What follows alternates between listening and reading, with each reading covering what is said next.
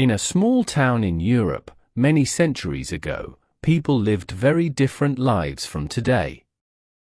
Streets were narrow, houses were made of wood and stone, and the smell of smoke from fireplaces filled the air. Life in the Middle Ages was hard in many ways.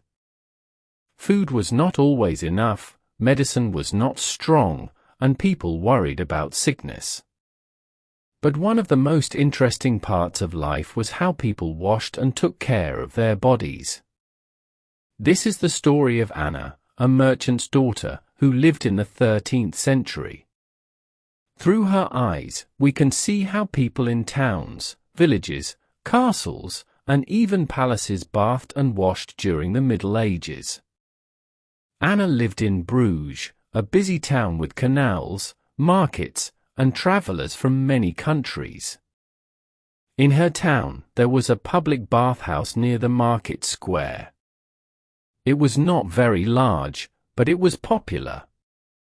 People went there not only to wash, but also to meet friends, drink wine, and relax after a long day. When Anna was 15, she often went to the bathhouse with her mother. Inside, the air was warm and smelled of herbs like lavender and rosemary. Water was heated in big kettles, and servants poured it into wooden tubs. Men and women usually bathed in separate rooms, but sometimes families came together. The bathhouse was like a small world of its own. Merchants talked about trade, craftsmen spoke about work, and women shared stories about their families. Bathing was both a physical and a social activity. Not everyone in the Middle Ages could go to the bathhouse. In villages, there were no large public baths. Instead, people used small wooden tubs in their homes. A mother might boil water on the fire, mix it with cold water, and pour it into the tub. The whole family would then take turns bathing in the same water. In summer, some people preferred to wash in rivers or ponds. Children played in the water while adults cleaned clothes and sometimes their own bodies. Herbs were added to the water when possible. People believed that certain herbs could protect them from illness or evil spirits. Religion played a big role in medieval life, and it also influenced ideas about bathing. Some priests believed that too much bathing was dangerous. They said that hot water opened the pores of the skin, and sickness could enter the body more easily. Because of this, some religious leaders advised people not to wash too often. However, others saw bathing as healthy and even holy. Monasteries, where monks lived, often had their own bathhouses. Monks washed not only for cleanliness but also for discipline. Clean water was connected to purity of the soul. Anna heard many different opinions. Some of her neighbors said it was good to wash often, while others said that too much bathing was sinful or unsafe. One day, Anna's father decided to travel to Paris to sell cloth. He took Anna with him. She was very excited because she had heard stories about the great bathhouses of Paris. When they arrived, Anna was amazed. The bathhouses in Paris were huge. Some looked almost like palaces, with decorated walls, music, and even food and drinks for visitors. People could spend hours there, talking, relaxing, and enjoying warm water. In Paris, Anna learned that even kings and queens loved bathing. King Louis IX, for example, was said to have baths almost every day. He had special servants to prepare hot water, towels, and perfumes. For the rich, bathing was not only about health but also about showing wealth and power. Soap in the Middle Ages was not like the soap we know today.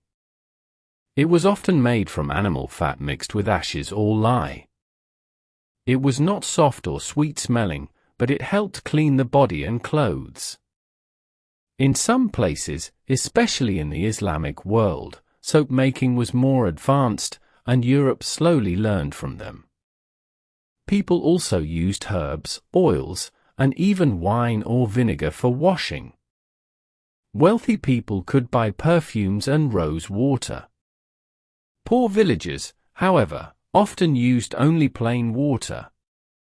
As Anna grew older, times began to change. In the 14th century, the Black Death spread across Europe. People did not understand the real cause of the plague. Some thought that bad smells carried disease, others believed that water could bring sickness into the body. Because of this, many bathhouses were closed. Anna remembered the warm, happy times in the Bruges bathhouse, but now many people were afraid. Some still bathed at home, but public baths slowly disappeared in many towns. Not all people stopped bathing. In castles and noble houses, special baths were prepared in private rooms. Servants brought hot water in buckets and filled large wooden or metal tubs. Nobles sometimes bathed together with music, candles, and even food by their side. Anna once visited a noble house with her father, who was selling fine cloth. She saw a large bath made of copper in one of the rooms. Around it were bottles of rose water and baskets of clean linen. She was surprised by the luxury. Even when people did not take full baths, they still washed their hands, faces, and feet. Clean hands were important before eating, and clean feet were important before bed. In some towns, laws required bakers, butchers, and other workers to wash often for health reasons. Anna herself liked to wash her hands with water and herbs every morning. It made her feel fresh and awake. Before they disappeared, bathhouses were more than places for cleaning. They were centers of social life. People talked about business, arranged marriages, and even celebrated events there. Sometimes musicians played while people bathed. Of course, not everyone was happy about this. Some church leaders complained that bathhouses encouraged bad behavior, because men and women could sometimes meet there in secret. But for ordinary people, they were places of joy. By the 15th century, many bathhouses had closed, especially in areas hit hard by disease. People feared that water carried illness. Instead of bathing, some people began to clean themselves with dry cloths, powders, and perfumes. Wealthy nobles wore linen shirts that they changed often, believing that clean linen would pull dirt and sweat from the body. Anna, now an older woman, remembered the warm baths of her youth. She missed them, but she also understood the fear that people felt during the time of plague. Although bathing became less common in later centuries, the memory of bathhouses did not disappear. In some places, especially in Central and Eastern Europe, bath traditions continued. In the Islamic world and in places like Turkey, public baths remained important. Centuries later, when science improved, people learned that water did not spread disease but helped prevent it. Bathing slowly returned as an important part of daily life. At the end of her life, Anna often told her grandchildren about the old bathhouse in Bruges. She described the smell of herbs, the sound of laughter, and the feeling of warm water after a long day. She told them how people in towns and villages found different ways to wash, from wooden tubs at home to rivers in the countryside. She also explained how ideas about bathing had changed from joy and health to fear and back again. Her grandchildren listened with big eyes. They could not imagine a world without regular baths, but they were fascinated by the story. The story of bathing in the Middle Ages is more than just about soap and water. It shows us how people lived, what they believed, and how they faced sickness and health. For some, bathing was a daily habit. For others, it was a rare luxury. But for everyone, water was connected to life, health, and sometimes even fear. Through Anna's eyes, we see a world both familiar and strange. We see people trying to stay clean, healthy, and happy in a time very different from our own.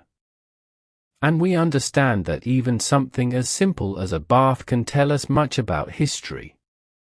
Thank you so much for watching this video. If you enjoyed it, please don't forget to like, leave a comment, and subscribe to the channel for more stories and history. Your support helps a lot.